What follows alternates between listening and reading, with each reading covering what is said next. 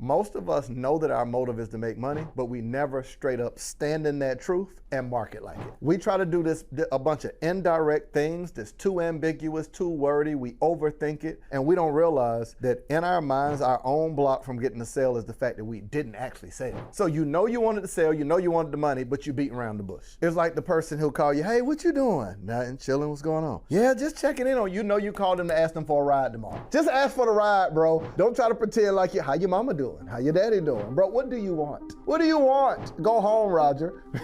Stephen Q. Urkel. My man was willing to change his genetic makeup and become Stefan Urkel. Or his lady Laura. It is okay to create content that specifically tells people, this is what I created, this is why I created it, this is why I'm charging this much. Price must be anchored in perceived value. Meaning, you can't raise the price without increasing the perceived value. What if Stephen Q. Urkel took no for an answer? He wouldn't have a lady Laura. I believe that some of us don't realize the same way that companies get us to buy, we can get someone else to buy. Your offer is the promise that you make to a person in exchange for their money. If you're watching this video, you're about to make a whole lot of money. Welcome back to Monetize with Marcus. I'm your host, Marcus Rosier. You know my goal of every episode is to take the questions that you're asking Google, ChatGPT, and YouTube and to answer them in video form without having to search all over the internet. You can come right here and get your questions answered. And once you've got the answer to your question, I got to show you how to turn that idea into online income. Well, today we've got to answer a very specific question: why you're not getting sales. I mean, it's a hard question to face, right? So let me first ask, what do you do when you're not getting sales? Do you say, hey, I'm taking a day off? Do you scrap the product? Do you go and start scrolling? Do you go and start looking at other people's stuff and you're trying to figure out like, yo, what are they doing that I'm not doing? Now, if we're being honest, let me just kick it with you because you know I'm your cousin on the internet, right? We cousins. So here's what you got to know. I got to be honest, and you got to be honest. You're not hating on people, but you got to admit, sometimes you look at some of the stuff that people are doing to make money, and you be like, I know my stuff better than that.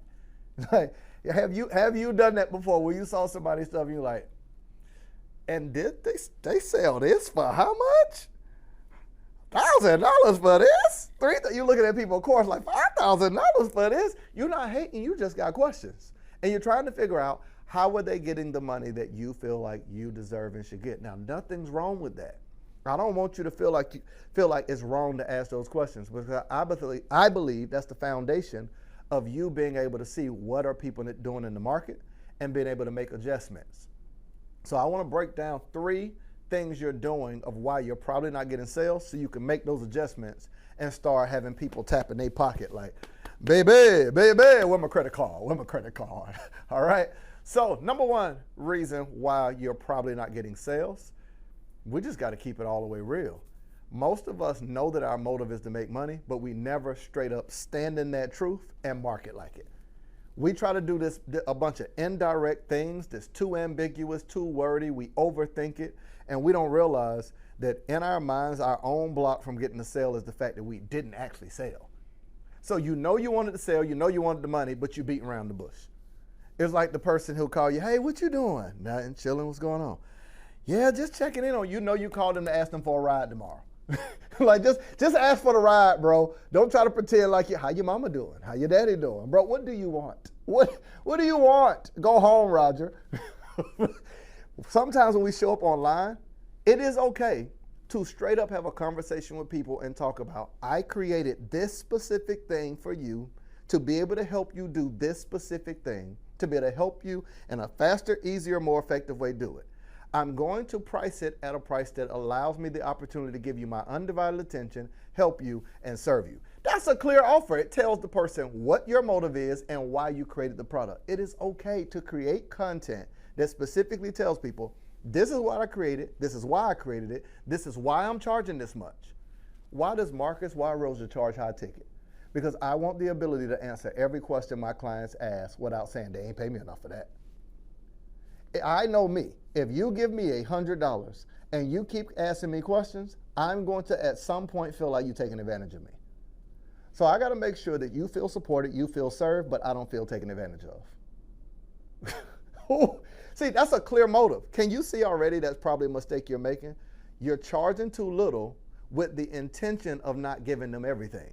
So the person feels, you feel like they didn't pay enough, but the person says, I paid you what you asked me. You asked for 100, I gave you 100. You can't choose now to give me less because you realize it's costing you more time and more effort. Increase the price, don't lower the service. Because now you ruin the relationship you can have with a customer, and you didn't make enough money to give them your undivided attention. Because if you undercharge based on that, guess what ends up happening? Soon as the person pays you, you're off to go try to find a new customer, and you don't have enough time to even serve the one that just paid you. You don't have time to sit with it and say, I want to improve my process. I want to add more layers. I want to film videos to add to a portal for people that already paid me. You can't do that unless you're making money. So when your motives are pure, you realize me making money is the best thing that I can do for my previous clients. Why? Because I don't have to be in a rush to find new people. I can serve the ones that I have. I can improve my process. I can make time to train my team so they can better support. We just shifted whole new softwares and everything, which is a tough thing to do because you got to not only research, find the process, find the software. Me as the leader have to sit and learn it, then train the team. Now you lose valuable productivity time that your team could be working because they got to be spending time training on the new software. So that means 2-3 days, they can't respond or do any other things you pay them for. They're just learning a new thing. Well, Marcus, why do it? To better support the people you currently have. You get it now. So number one reason why you're probably not getting sales, because you're not asking for it. You're not asking for the sale because you think asking for the sale will lose the sale. And I'm telling you, not asking for the sale is losing the sale. You know who's like, fellas, come here. You know what girl will go out on a date with you? The one you ask. You know which one won't go out on a date with you? The one you don't ask. Why? She gonna feel like he must not be that serious. Why? He never asked me. Well, you should know how I feel about you. I text you every day. Yeah, but you don't be talking about nothing. Well, how does that relate to social media? You post every day, but you don't ask them people to go on a date with you. What's a date? Webinars. What's a date? A virtual experience where you get to spend time with them longer than the 30 seconds of scrolling in the dating pool of other people's content. When do they spend exclusive time with you and your content? Invite them on a date. When's the last time you went to the internet and invited them on a date and said, I am thinking about planning out my content. I would love to know who would want to be a part of a virtual Zoom where we plan our content together. In between that, I'll actually be teaching you how I choose what content. So not only will we plan together, I'll be teaching it to you. At the end of it, a few of you will get an opportunity to be a part of my new program that I'm actually rolling out. One to help you plan your content, launch your content, blah, blah, blah. See what I just did?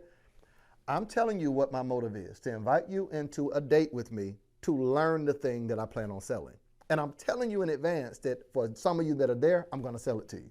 Guess what happens? Everybody that shows up, they're not surprised when you ask them, what's up? So what we doing? You want to come back to my place? They ain't shocked. If you say, hey, come on, fellas. Hey, you know what I'm saying? You want to hang out and go grab something to eat, and then afterwards we go chill in the jacuzzi at my place. She ain't shocked when you ask her to come get in the jacuzzi. But if you invite her on the first date and then say jacuzzi, scram, you creep. Okay, you're like, that's a little crass. Okay, I'm sorry. But you get my point. I got to give dating examples because y'all be tripping. Y'all know y'all my cousins. So number one reason why you're not getting the sale because you're not asking for the sale.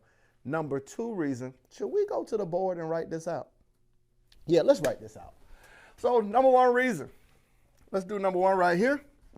Number one reason, you're not asking for the sale. You're not asking for the sale. All right. Oh, there we go. For the sale.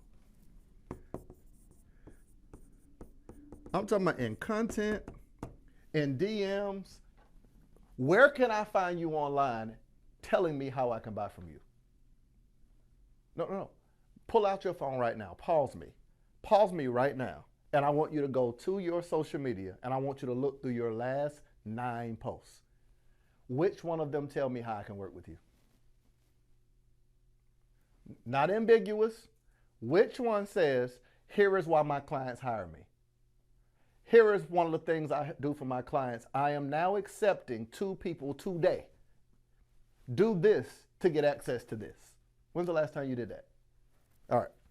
Let me move on. You're welcome, cousin. Number 2 reason. We got to draw this one out. Number 2 reason why you're not getting a sale is because we got to draw this so you can see it visually, and then I'll tell you the wording of it.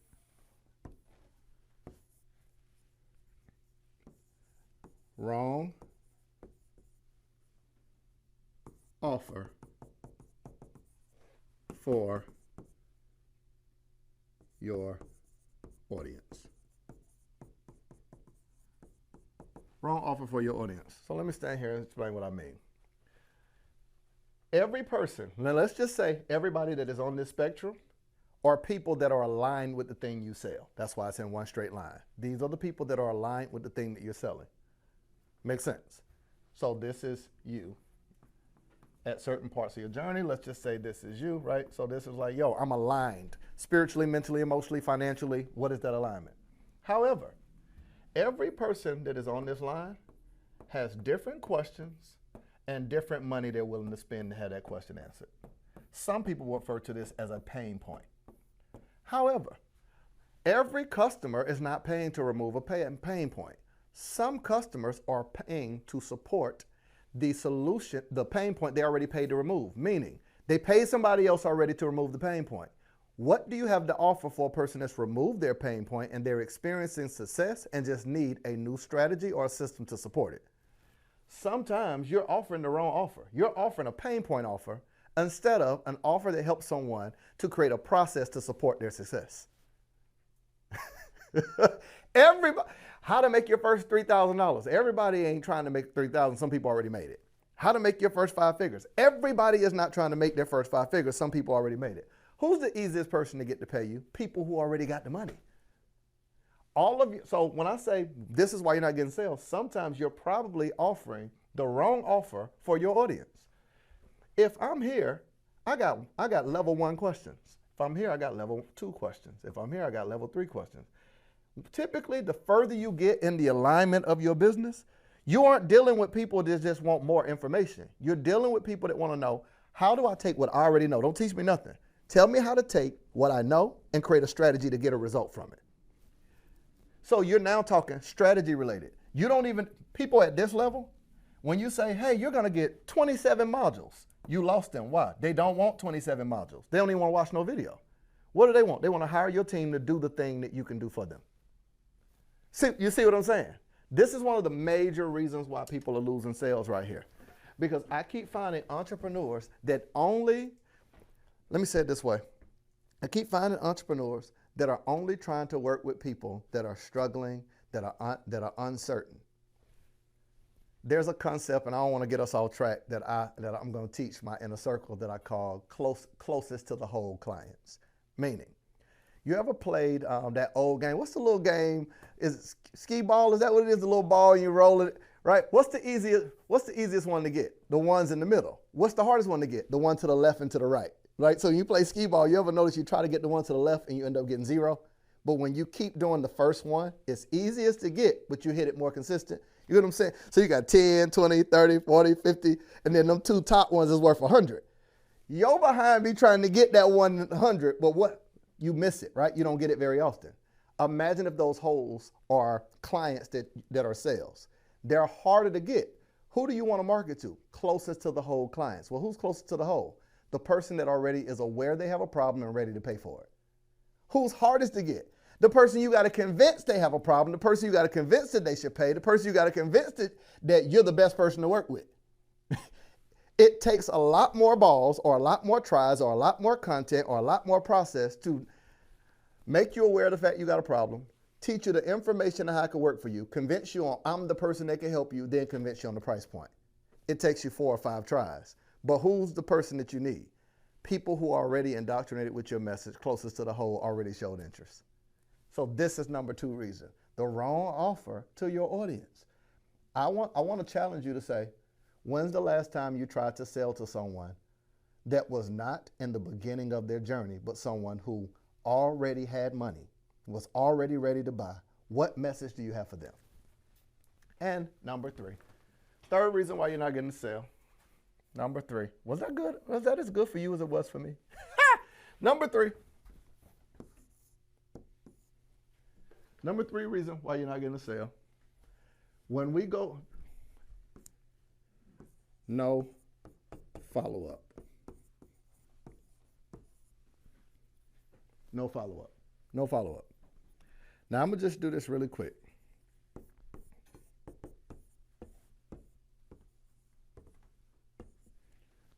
Family, you will not hear yes every time you ask someone to buy something. You're going to get some occasional no's, some occasional yes. You're going to get a larger percentage of people to say no than say yes. This is just the reality. Why do I say this? What percentage of what do you think is a high percentage for a sales close rate? Anywhere between like 18 to 23% is actually considered high. If you do a live event or a virtual event, a 20-something 30% close rate is very high. If you send out an email, a 10 to 20% close rate is very high. That means majority of the time, 80% of people say no. If you don't have a follow-up sequence, you have lost the sale. Why? Because your goal is not to just focus on those who said yes. Your goal is to have a follow-up for the 80% that said no. Because you can turn 20% into 40% if you're willing to follow up. You can turn 40% to 60% if you're willing to follow up.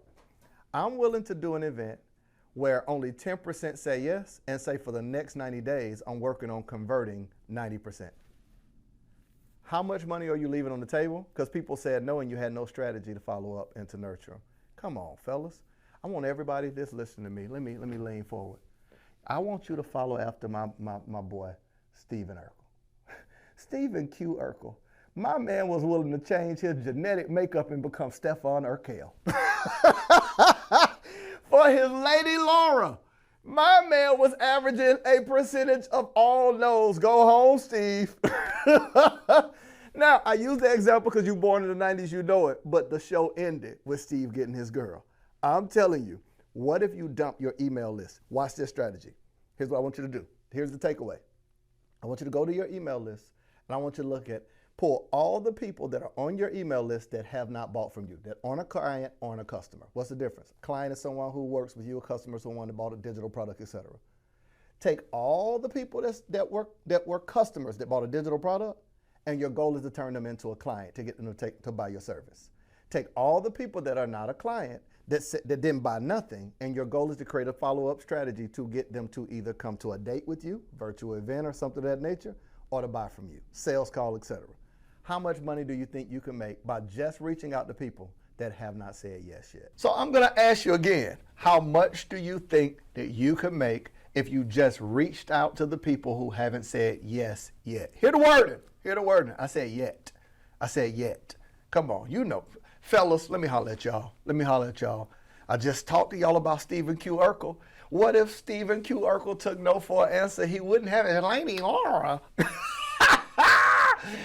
Oh, I'm trying to tell you what. Come on. What if Screech? Y'all don't remember Saved by the Bell? Okay, I'm an 80s baby. What if Screech gave up on Lisa? And I could go on and on. Okay, forget television sitcoms. I'm just simply saying, what if your mama, your daddy? Okay, too far, little too far. Okay, but I will say this. I believe that some of us don't realize the same way that companies get us to buy, we can get someone else to buy. Please don't miss this. I'm not saying hound someone, overly be salesy, convince them to do something they don't want to do. I'm simply saying be intentional about helping someone make a decision to do what they want to do. I'm going to say it again. I'm not saying convince somebody, hey, want to buy my stuff. Don't be that person in the mall that's hounding people like, my man, let me clean your shoes. No offense if you're the person saying, my man, let me clean your shoes. It bothers me sometimes. But I'm simply saying if a person already knows they want to do something, they want to buy a plane ticket, they went online to look for a plane ticket, they looked, it was on sale, and they said, I'll wait. Following up to help them make the decision is not selling them something, it's helping them make a decision they already want to make. Person's looking for black shoes for an all-black event. They looked at the shoes, they tried them on, they loved them. They're like, I'm going to look around and see if I can find cheaper. following up with them to show them how you'll give them a discount is a win because you're helping them make a decision they already wanted to make. So my question to you is, if a person opted into your list, meaning they went, gave you their email, their phone number, them coming to the page said that they were interested. Why did they say no? What do they need to hear? When people come and they opt into my page, and let's just say they opted in, but then when it was time to check out, they didn't check out. I'm going to assume you was not just on your phone scrolling and Googling my page. That means you saw a piece of content on social media. From that content, you typed a keyword. From that keyword, you went to the page. That means there's only one of two reasons you would have said no. The price, or confused about the process, or you got distracted. Okay, that was 3, but you get my point. So that means you went to the page, you're like, I don't know if I want to pay that. That's one reason. 2, how does this work again? You had questions about the process. Or 3, you got distracted. It's my job to follow up with you to figure out which one of those 3. That's not overly selling. That's saying you came because you were interested. You did not land on my page by accident. So our job as business owners, our job is to make sure that we are not just, when we ask ourselves the question, why am I not getting sales? Well, how are you not going to outmarket McDonald's when everybody knows McDonald's? How are you going to not market Apple when everybody knows Apple? How are you going to not market the Super Bowl happens in February, but they do commercials every year? How are you going to not market billion-dollar companies that has market saturation? Yo, we know inside the NBA, we know TNT, NBC, ABC. How do we know all these things? How do we know Amazon? Because they market. So how you think that they're going to see you one time and you're going to say, well, I ain't finna run behind nobody. Listen, this ain't boyfriend, girlfriend, this business. Drop the emotion that you have to what you think is running behind someone. Be intentional. Stand in the seat and make sure that you are actually doing everything that you can in your power to help people. Let me give you this real quick, cousin. You know I'm your online cousin on your YouTube and your Instagram side. If we related on Facebook, I need Ancestry.com. I don't know. That's third cousin removed. Okay, so check me out. Here's my question to you, cousin. We got to be honest. Some of that stuff is just emotion. That's emotional baggage that convinces us that doing certain functions in business, we ascribe to us as an individual person. If you're selling products, programs, services that help people, to take your personality type and say, well, you know me, I'm more laid back. That's cool, you that as a person. Your personality type as a person got nothing to do with your intentionality around business. You got to make the separation. We're going to have to make this separation. Well, you know, I'm real chill. That's cool, be that. I'm not saying you got to change. But if you want your business revenue to change, something in your business has to change. I don't know if you getting what I'm telling you. So I'm going to give you 2 more things. Now you are, like, holler at me in the comments. Tell me this helpful. That was me just having a hard conversation with you. That was me having a hard conversation with you, like when Jody Mama said, when Jody friend said, Mama gotta have a life too, Jody. Mama gotta have a life too. Well, I'm trying to tell you, you gotta get sales too. You gotta get sales too. You can do better than this. I believe in you. I believe in you. All right. So let me give you a quick recap, and then I want to add 2 more reasons why you're possibly not getting the sale. Shout out to my family, right? Shout out to my family. I hope y'all are getting great value out of this. And this is me every time. My goal, I'm going to say it again, is to take the questions that you're asking ChatGPT, that you're asking Google and YouTube, and answer them for you in video form. You might have asked, why am I not getting the sale, or how to get more sales? Well, I'm going to answer it for you and then show you how to take the answer to that question and turn it into income. Okay, let's go back to the board. Reason number 1, we rewrote this out. Not asking for the sale. Like, you like, hey, why didn't she go on a date with me? Because you never asked. You beat around the bush. Hey, what you doing Friday? You asked her what she doing Friday, but you didn't ask her out on a date. So you think alluding to the thing you want is the same as asking for the thing you want. Quit playing games. Quit playing games. Number 2, wrong offer for your audience. And we broke down the whole system of, you remember when I showed you that they are on all right, I got to rewrite it in case y'all forgot. We did this little example right here where they said they're in alignment with you and they have questions, and each question they're willing to pay for. So we said wrong offer for your audience. And the third thing we said is you don't have any follow-up. Now I'm going to give you 2 more, okay? 2 more reasons why they're possibly not buying for you, and I want you to write, pause me right now. Don't you play with me. You write these 3 down. Cousin, come here. Write these 3 things down. Number 4, wrong O.P.P. And I'm not talking about naughty by nature. Wrong. Oh, okay. I keep forgetting that some of y'all watching me are B2K babies. You're not 80s babies. You didn't grow up on New Jack City. You didn't come up in the 80s, baby. I'm talking where you don't even remember TGIF. You think it's a restaurant. You don't know it used to be. Y'all come on. You don't even know what TGIF was. Okay. Thank God it's Friday with Family Matters and all that stuff. You don't remember Monday nights when Blossom and Fresh Prince came? See, you don't know what a living color is. You're like, what's that?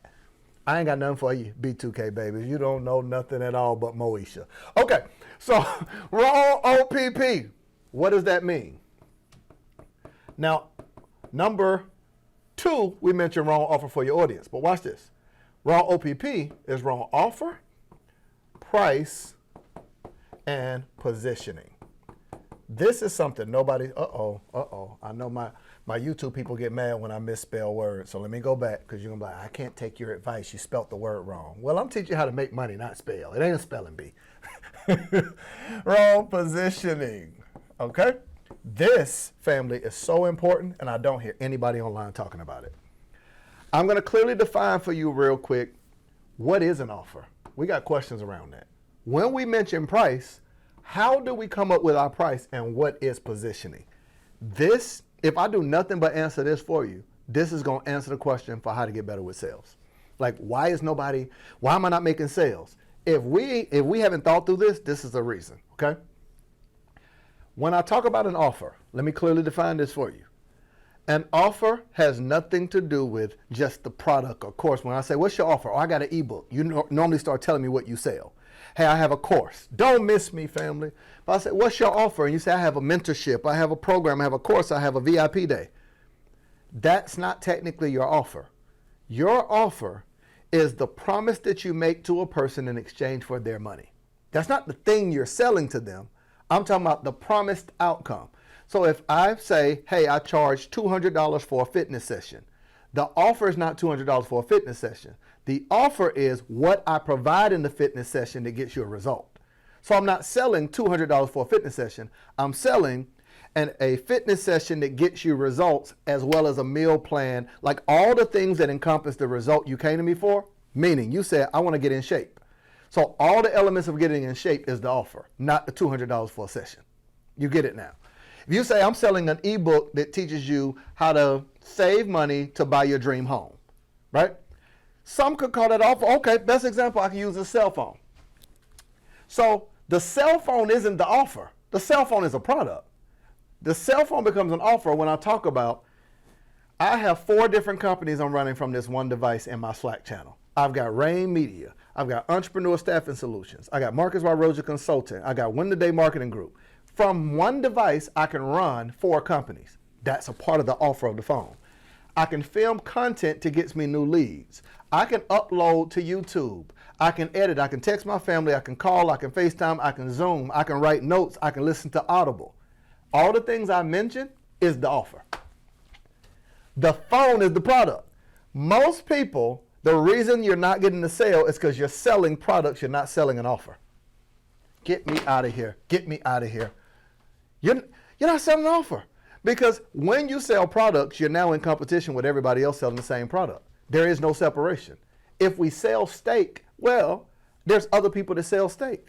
But if I sell an offer, something that is more comprehensive, now I can change the game. That's what I'm trying to get you to realize, family. Wrong O.P.P, wrong offer. So what is the promise that you make in exchange for people's money? The end result, let's go deeper with this. You ready? Hold your breath. Intrinsic value, extrinsic value, internal motivation, external motivation. What is internal motivation? What do they want to feel? External motivation, what do they want other people to see, or what do they want to be the visible proof of it? Everything that I feel, people can't see. And there's certain things in an offer. I'm trying to tell you, when you start getting certain products, like y'all remember back in the day, people used to tuck their shirt in so you could see their Gucci belt. That's external motivation, not internal. It wasn't enough for me to know I have it. You get it now. Okay. So wrong O.P.P, you got it? An offer is not the product, the course, the ebook, the service. The offer is the promise that you make in exchange for people's money. It's what they get when they buy it. And it's the reason that they buy. Second is the price. We working on this board. All right, let's sit down for a second. Y'all got me. I'm tired, my body weary. Okay. So when we talk about price, we talked about the offer. When we talk about price, what are we looking for with price? I'm trying to take this. I like what I feel. I'm enjoying this. Is it as good for you as it is for me? Let me stop joking. All right, here's how price works. Y'all excuse me, I'm eating this ice. I told y'all we cousins, okay? All right. So when we start talking about price, the biggest mistake I saw happen was during the pandemic. I saw the whole versus battle when Jadakiss went crazy on stage and he was in there freestyling. I kick bars. You know how I go when the New York rappers, you word the mother be. No offense from New York. I'm from Florida. That was my accent, okay? But Fat Joe came on the next day and said, yesterday's price is not today's price. And all of the internet said, oh yeah, that's right. I'm raising my rates and I'm adding tax. That's not how you raise your prices, family. That's how you charge more. That's not how you raise your price. When I say wrong O.P.P, I'm talking about, first we talk the offer, the promise you make in exchange for people money. Second, we talk price. Price must be anchored in perceived value, meaning you can't raise the price without increasing the perceived value. You can't take, I'm going to use an example, right? Because Hondas and Nissans and all of them have gotten really, really, really, really good in terms of how they make their vehicles now. They look amazing. But here's my example. You can't just go on the lot to a Honda dealership and they say, you know what? Fat Joe was right. Yesterday's price is not today's price. We're going to make our vehicle the same amount as Bentley. We know our worth. This is what people were doing on the internet. People who were selling $100 products were like, I know my worth. So they thought that they can change price without changing perceived value in the market. Is this not good? Is this not teaching you something? You cannot change price without changing your marketing, your messaging, your perceived value, and the actual value to the customer. So Honda can't go in the dealership and say, hey y'all, our new competition is not going to be Nissan. It's not going to be Hyundai. We're going to compete with Bentley. How, Honda? How? How are you going to do that? All you did was increase the price. You didn't increase the value. I don't feel like I'm getting a Bentley because I paid Bentley price for a Honda. What would I feel? Like I got cheated. People will feel cheated when you just increase the price without increasing the value. So price is not determined by price because people don't buy price, they buy value. Family. Gucci's not the only person to make belts. Louis is not the only person to make belt. But price is predicated by value. We can all get on the same airplane, so we know that it's the same plane. But when you walk past them first few seats, and you look down, that person already been sitting down, them first few seats, same plane, but the value is different in first class than comfort than basic economy. But we all on the same plane, we all arriving on the same destination. I'm telling you, in your business, if we use that example and we said it's an airplane, you could have different models and things in your business, but when you are marketing the wrong offer, price, how do we increase value then? How do we increase value? You're probably going to have to add something to it that takes away something else they would have to buy in addition to it. So I'll give an example. What if I wanted to increase the price of my course, but I added with it an in-person event where I walk you through in a 2-day how to do the things in the course? Well, I just took the same thing, you get access to the course, but it comes with a 2-day to walk you through it. Now the value increased, so the price can. Let's just say you don't want to do in-person, virtual. Hey, we do a virtual conference where I invite other friends and colleagues to go deeper with the 4 elements of the modules in my course. Now the value increased. You cannot just change the price because you feel like you're worth more. That's not how this works. And you're like, why nobody's buying it? Wrong O.P.P. All right, let me go to the board for a second. So we said, I think we're doing a good job. All right. We already taught this part. Oh, let me change the color of this. Let's go. Let's go red. All right. So we said offer, we already dealt with that. Price, we dealt with that. We answered them questions. Now we got to deal with positioning. All right. So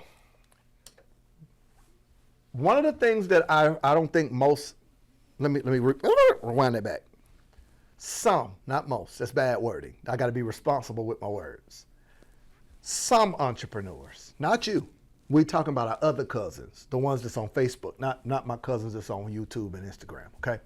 But my Facebook cousins that are entrepreneurs and that are coaches and service providers and experts. Positioning has to do with how you take who you are and place you within a market. So I can show you this really quick. If two people are doing the exact same thing, how does a person decide which person they do business with? Apples to apples, oranges to oranges. I'll keep with the flight example. If I told you I'll buy you a plane ticket to wherever you want to go, pick between these two airlines. Do you want Delta or do you want Spirit? Answer in the comment. Which one you want? Which one you want? Come on, answer in the comment. Now, I know one of you gonna be that person, but well, technically I'll take Spirit. That's fine. You'll be there. The rest of us over here. Okay. Why would you? Now, listen to this. Both of them are airplanes. Both of them allow you the opportunity to go to the airport. But when we start deciding between the same thing but two different brands that are positioned, we choose Delta. Why? Their positioning is different. How they're positioned in the market of perceived value, experience, customer service, all of those things. Now, how do we change positioning? One of the ways you change positioning is through your messaging. So I'll give an example. I don't use the word course at all. We as a company went out of business, not in a negative way. We decided to no longer sell courses. So that part of our business, we closed, like a liquidation, blowout sale, like if you were selling couches. We no longer sell courses. So our position, the moment we decided, man, he's a coach, a consultant, but he's not selling courses, this is a different positioning. Why? We are the company you come to when you want to create a course, a mentorship, a program, and start getting sales to generate revenue online while working less than 8 hours. Totally different positioning than a person that says, I'm going to take you to the next level, help you make money. Other thing, our positioning is different. I never market how much money I make. I market my clients and the result and the process I provide for them. Different positioning. I don't do lifestyle marketing, I do value marketing, meaning my strongest asset is my ability to teach, not what I have and what I do. So you don't see my family, you don't see where I travel, how I live. Why?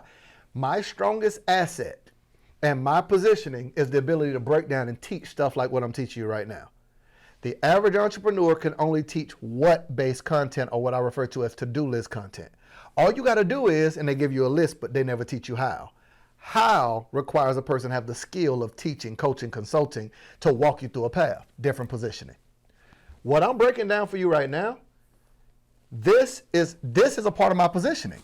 I took complex things like offer creation, pricing structures, market saturation. See these $2 words? And I reduced it to O.P.P.